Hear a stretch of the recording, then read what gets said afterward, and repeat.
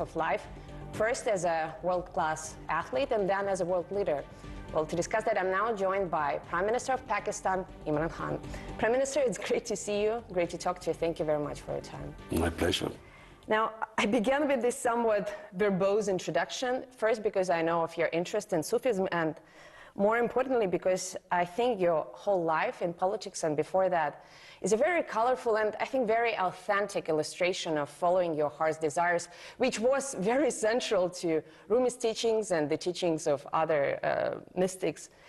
You're going to turn 70 this year. What keeps you powered?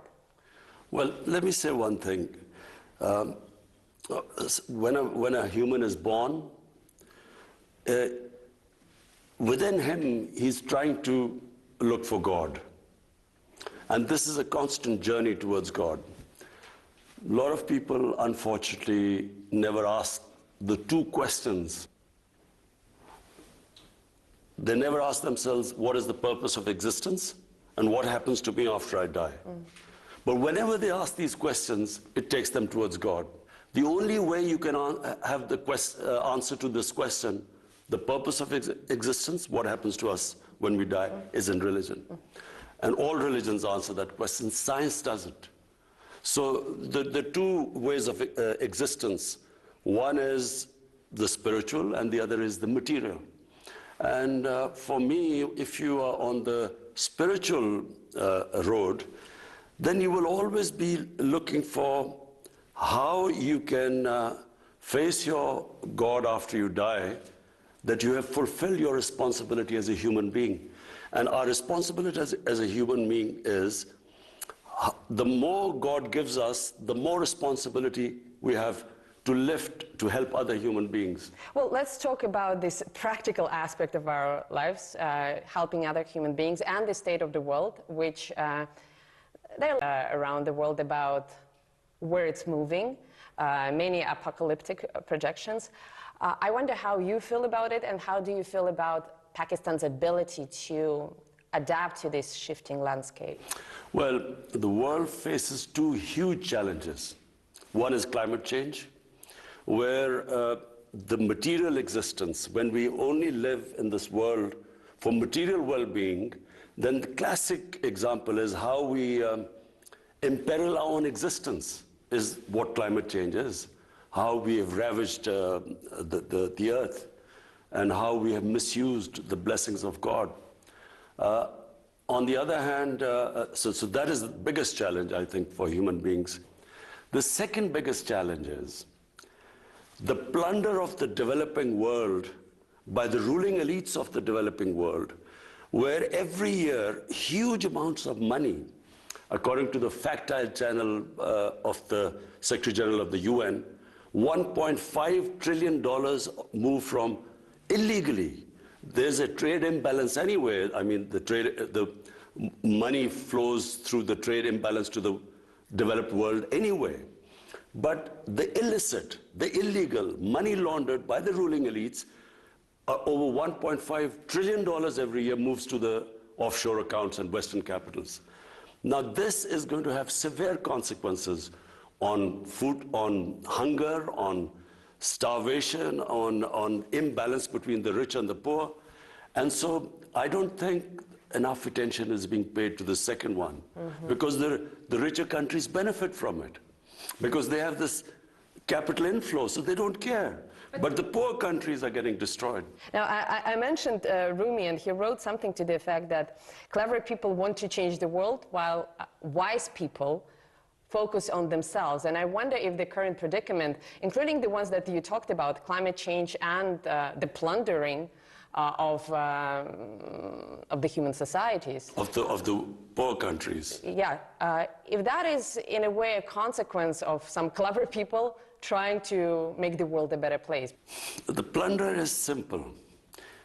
The rich people in the ruling elites, what they do is, when they, as Prime Minister, and me as a Prime Minister, if I want to take money out from Pakistan and my ministers, the only way I can do it is by destroying the institutions that will stop me from doing it. The judiciary, the accountability process, the tax department. So when I destroy the institutions, the country goes down. And this is why countries are poor. But what is happening is the rich countries are now building barriers. They are allowing the capital to come in, but they don't allow the labor to come in. So the only way to stop this people dying of hunger and poverty and this imbalance is for the rich countries to make laws like they have for drug money, like they have for terror financing.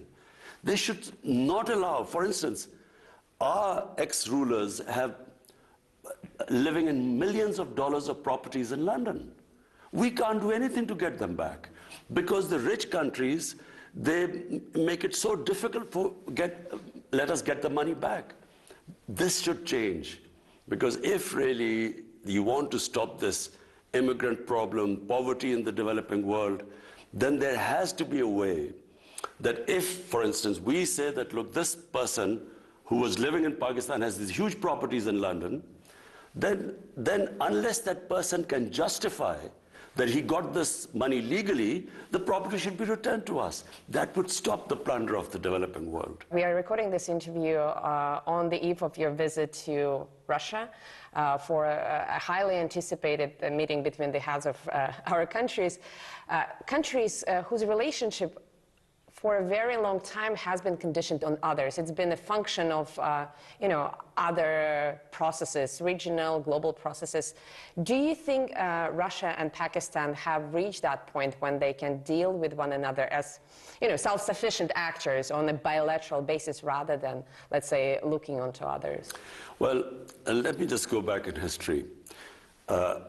When the Cold War was, ravaging the whole of the world was divided into blocks. Pakistan moved in with the United States. We became part of the bloc in the Cold War with the US. India actually stayed neutral, but it was very close to the Soviets. Now when I look back, I think initially Pakistan needed help because when we became independent, we were impoverished. There were millions of refugees in Pakistan. We needed help. But, beyond 10 years or so, we should have then been non-aligned, independent country, stood on our own feet, not relied on aid. We became part of a bloc because we got foreign aid. When you look back, foreign aid is a curse for a country because you do not fix your own systems, you do not raise your own revenues, you don't increase your exports. You rely on handouts, and it stops a country evolving and developing and becoming self-reliant. So the world being divided into Cold War blocks and Pakistan becoming part of a bloc, when you look back, it stopped us from developing as a country. Well, you cannot go back, but you can change things moving forward. So do you think at this point... So when you learn from history, you learn from your mistakes. You have to know how to take the knocks. I guess that's your motto in life, right? You cannot move forward in life until you learn from your mistakes. So now what we want to do is not become part of any bloc. We want to have trading relationships with all countries. We have suffered. India became a hostile country, so the trade between them was minimal. Iran had sanctions, so we couldn't trade on the west side. Afghanistan has 40 years of conflict, so we couldn't go north and then to Central Asia. And we couldn't go to Central Asia because we became part of the US bloc, and Central Asia was part of the Soviet bloc. So what we want now is trade with everyone. And what is the purpose behind it? To raise up people out of poverty. That is the main, any head of state, his main focus should be, how do you raise people out of poverty? And the best way is trading with everyone. But Prime Minister, intention to trade is perhaps not enough because, as you know, our countries for quite some time have been discussing a large infrastructure project. I think it's called the Pakistan Stream, a gas pipeline. But forgive me my pun, the stream hasn't gotten enough steam yet. And now, in addition to logistical financing challenges, we are also dealing, Moscow is dealing with the threat of arbitrary sanctions, Western sanctions, that could be imposed on any Russia-associated project. Do you think this project and others will be up and running in our lifetime? Because sure, you are free, technically speaking, you are free to trade with everyone, but you know how geopolitics works, and there are some subtle ways of imposing pressure on international partners. That's true. I mean, this North-South pipeline, one of the reasons it suffered was the companies that we were negotiating with turned out that the US had applied sanctions on them. So the problem was to get a company that wasn't sanctioned, a Russian company that wasn't sanctioned. So that became a problem. With Iran, we are gas deficient right now. We could just get a gas pipeline from Iran, but Iran is sanctioned. So I mean, I have to say that the developing world really wishes that there is not another Cold War. Because, you know, how do we go ahead? Our purpose is not that we become part of any bloc. My main purpose is we have almost half our population which is above the bottom 50%, half is above poverty line and half is below. But if there is like this commodity super cycle when commodity prices have gone up, or if there's a shock like the COVID-19, then they start going below the poverty line. So the last thing we want is the world divided into blocs, sanctions, and I'm hoping that this Ukraine crisis is resolved peacefully.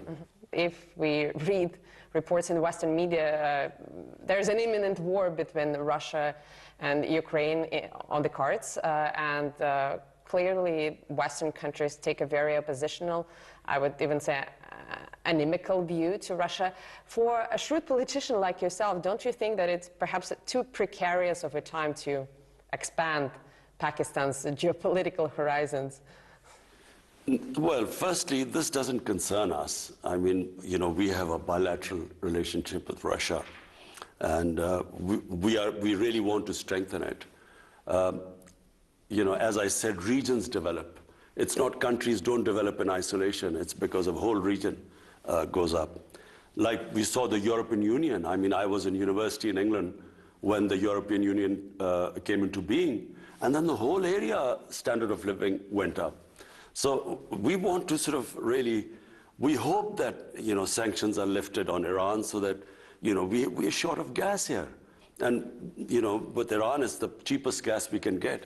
And similarly, we hope that India one day, I mean, Indian leadership, I wish they would concentrate on raising people out of poverty in India rather than proving to the world that the Hindus are the most superior race. I mean, their leadership, how can a leadership not worry about having the highest poverty in the world is in the Indian subcontinent? How could they not worry about it rather than trying to prove to the world that the Hindus are superior? Well, but Prime Minister, on the other hand, many nations go through such period. I mean, it could be more or less painful historically, but you know, the spell of nationalism has affected many countries historically. Now, you mentioned that you don't want to play camp politics anymore. You want to be a bridge. And this is a very admirable goal, also a very beautiful metaphor. I think Turkey or even Ukraine framed their foreign policy in such terms a few years back, but they were disappointed. What makes you believe that Pakistan can actually pull it off, being this bridge, let's say in Eurasia, when so many other countries attempted it and failed? Well, firstly, let me just say one thing. As a student of history, I do not believe that military conflicts solve problems. If you look back, I mean, look at the conflict since 9/11. I mean, if a third party dispassionately did a proper analysis of so many people killed, what was achieved at the end? What happened in Afghanistan? 20 years of, God knows, hundreds and thousands of people dying. What was the achievement? So therefore, I'm not a believer in military conflicts. I believe that civilized societies resolve the difference through dialogues. And the countries that rely on military conflict have not studied history properly. Do you believe, on a personal or let's say on a political level, in some sense of accountability, maybe historical accountability, do you think things will change in the world so that all the great aspirations that you have could be realized without us getting very cynical? Because I hear what you're saying on an emotional level, but I have covered so many wars and I have seen so many people killed absolutely for nothing that I simply don't believe that Western leaders care about things like human lives or even development in the developing countries. I'm sorry for saying that. It's true. Most leaders, their main concern is to stay in power. So if to stay in power, you know, there's what they call as a good war, they won't mind loss of human lives. Oh, it's a collateral damage. It's not people. It's collateral exactly. damage. I mean, you know, as someone who looks upon the world from a spiritual point of view, I think it is insane to have a conflict with the idea of people dying and thinking that you will get more popular because of that. For instance, take this Ukraine conflict. I mean, for the life of mine, I cannot really believe that there is any chance, there's any possibility of a conflict. Because the consequences, forget about what will happen to the combatants. For the developing world, already the price of oil has gone up because of the prospect of a conflict. Ukraine supplies wheat to the world, and for that matter, Russia. Now imagine what will happen. Already the world is suffering from the after effects of the COVID-19. Imagine if there's a conflict. What will happen to the poor countries? Already the poor countries are suffering. They are already in debt because they had to incur debt because of the consequences of the COVID-19 fallout. So I cannot in my mind understand how can they even have got this close to a conflict? I can't understand this. Prime Minister, before the break, we were talking about the Ukrainian conflict, and obviously we, the Russians and our Ukrainian neighbors, are very affected, but you have your own conflict to solve, and it may be a very stupid question on my part, but because we all know that, you know, bad peace is better than a good war, but still, historically, do you think it's better to leave a conflict in a limbo for decades on end? Or do you think issues should be solved when they're hot? You see, if humans want, they can solve any conflict. The problem is that the humans, the leaders, and I'm talking about the leaders, I'm sure people in Ukraine and in Russia, everyone understands that if there's a conflict, there will be consequences. Everyone will be worse. But it's not about the people. People on either side don't want this conflict to happen. So exactly. But I think that the leadership in the countries is then stuck, that if we withdraw from this position, what will be the consequences to us politically? Because politically there are consequences always. And I think it takes very powerful, great leaders who rise above this and who think about the effects on the human beings. I do want to ask you about great leadership, but very quickly, I know that you have tried to deal with your mutual grievances with India over Kashmir, and I'm sure you're not satisfied with the results of those efforts. Are you going to leave that issue to your successors, or are you still hoping to try something new? You know, when my party came into power in 2018, first thing I did was to reach out to India. And I told them, you know, our only issue is Kashmir. Let's sit down on the table and resolve it. Let's have a roadmap. But I didn't realize, you know, and remember, I'm the one who knows India better than anyone because of course, cricket is a passion, you know, in the subcontinent. And because of, you know, me being captain of cricket here and sort of playing over 10 years against India, I know India better than most people. So I immediately reached out. But then I discovered, to my horror, that this is not the India I used to know, because it's been taken over by this mad ideology. It's a racist ideology, which was inspired by the Nazis. The founding fathers were inspired by the Nazis. You can Google on your phone and you can, the founding fathers praised the Nazis, racial superiority. And you see, there's a negative nationalism, there's a positive nationalism. You must distinguish between the two. I can inspire my people by saying, look, you were a great nation, let's now get back again. But if I say you were a great nation, but because of these other human communities, you could not reach the top, so shift the hatred towards them, there is always bloodshed. Prime Minister, I'm sure your counterpart in New Delhi would disagree, but if Prime Minister Modi wants to share his own views, we would be more than happy to travel to New Delhi and interview him on that very... Listen, I would love to debate with Narendra Modi on TV. That would I would be love great. to talk. But you know, before we organize this debate, and by the way, RT would be happy to moderate it, me personally, but... It would be so good for over 1 billion people on the subcontinent if we can resolve our differences through a debate rather than through... That would be amazing. But let me ask specifically about Pakistan, because this year marks the 75th anniversary of your country coming into being, and the figure of Muhammad Ali Jinnah still looms large with his philosophy of marrying modernity with traditional grassroots culture. And I think it's not only in Pakistan, but I see this philosophy coming to prominence all around the world, even in Russia. I think Vladimir Putin subscribes to a similar brand of enlightened conservatism. When you see progressive things around the world, you benefit from them, but you stay true to your sort of your inner core, your collective soul. Mm-hmm. Why do you think it's becoming so popular around the world? Why is it so appealing? Because whenever you try and superimpose another culture on a nation, it doesn't work. You know, colonialism, what did it do? What the colonialists created was a thin lot of people who imitated the colonialists, who in Pakistan would be called the westernized elite. But there was a big gap between them and the rest of the population. So nations evolve organically. They borrow from all over the world, but they are rooted in their own culture and history. If you cut that off, I mean, it has severe consequences all over the world. When you cut off a country from its roots, a nation, and try and ape another culture, they become neither one thing or the other.